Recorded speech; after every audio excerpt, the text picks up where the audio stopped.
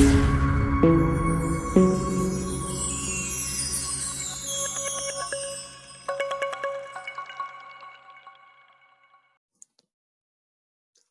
everyone, this is Brian Moore from PM Square coming at you with another planning analytics tutorial. If you like what you see, be sure and visit me over on LinkedIn where you can connect with me. My URL, BrianPM2. Happy to connect and answer any questions you may have. Let's get right into it. Today's topic is PAFE 56 or Planning Analytics for Excel version 56. And you'll notice I didn't say PAX because even though we still see it in some of the file names, IBM is trying to move away from that label because it is owned by another company. But us TM1 developers still use it, so we'll continue referring to it as PAX for the purpose of this video.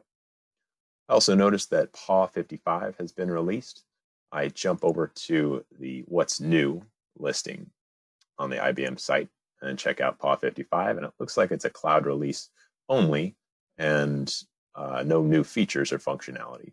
But when I look at the fix list, I notice that there are a handful of fixes and that it does mention that some of them apply to local. I also notice there's some performance improvements in terms of the set editor. So those might be nice to have if you are interested in upgrading your local environment. A little strange how they're claiming it as a cloud only fix, but it does apply to local as well. All right, going back to the PAX 56. New features, and while we're at it, I'll show that fix list real quick as well. So we see PAX 56, a couple of new fixes on that list you can check out if those apply to you. But in this video, we're going to be covering the new features. Starting off, we're going to go with the changing the font size new feature in PAX within Cube Viewer. And so per the sample here, it does say plus and minus to increase and reduce the font size and therefore be able to see more or less data. And in testing, I have noticed that this doesn't seem to appear in my local environment. So if I go ahead and open a Cube Viewer in my COVID sample data set, my Cube Viewer pops up and I do not see that plus and minus, despite the fact that I'm upgraded to PAX 56 and PAW 55. I do check it out on a cloud-hosted instance and find that feature does apply. So I got a note out to IBM, and if you're noticing the same, please feel free to comment. And I'll go ahead and release a comment once I get to the bottom of that as to why I'm not seeing it in local. Next feature up, I'll go ahead and skip to the bottom of the list and review changing hierarchies, and then we'll get back to saving views. So changing hierarchies in PAX has been long awaited to be able to use hierarchies within PAX. And so if I go ahead and open up my Cube Viewer, I'm going to update the data set by typing in 99 of 2020, do a quick search, and replace and close. Save a couple mouse clicks there. And I see my standard roll-up of total world. And if I go ahead and open the set editor, I see that the hierarchies are grayed out, but they are all there. And I can try to access the ranking by obesity for the countries for our COVID data set. And I'm going to shift click and replace and close. And in the local version, I'm not seeing my rows updated when I do that. Again, strange anomaly that it appears that in the cloud instance, if I'm connecting PAX with a cloud instance, I do see that functionality is available.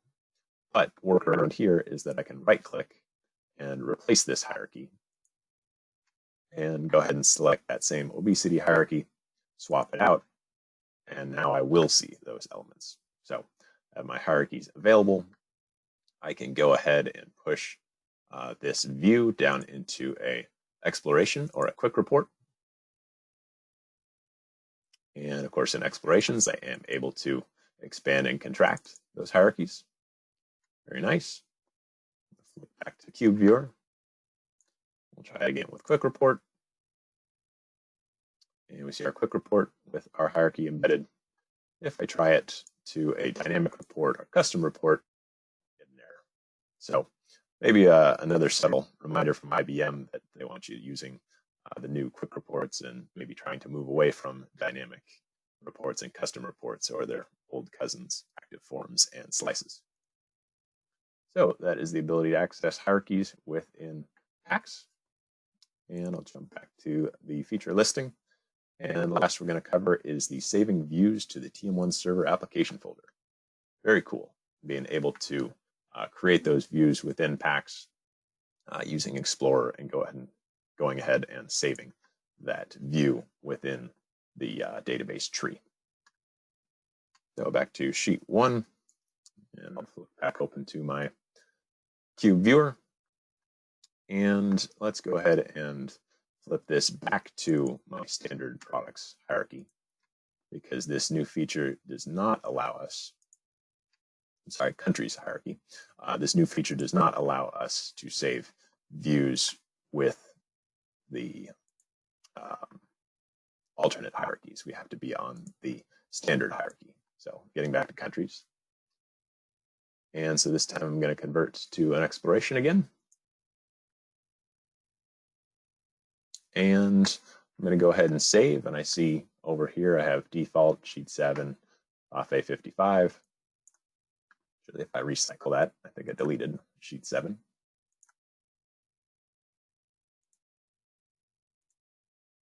And yeah, so I just have FA 55. And over on the architect side of things, I go ahead and show the server within the tree, and I don't see any views. So real quick, I'm going to save this view in my IBM Planning Analytics toolbar. And we'll click the Save drop-down, Save to Server. And I'm going to go ahead and save as sheet 8. And I see it here in my views. And if I hop back into Architect, press the refresh button, F5, and I see sheet 8 within that PA database tree as well. So I can access it here in Architect. I can access it on PAW.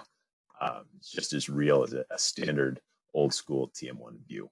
So very exciting that I'm able to do that in PAX. That covers the new features for PAX 56. Hey everyone, quick appendix to this PAX 56 video.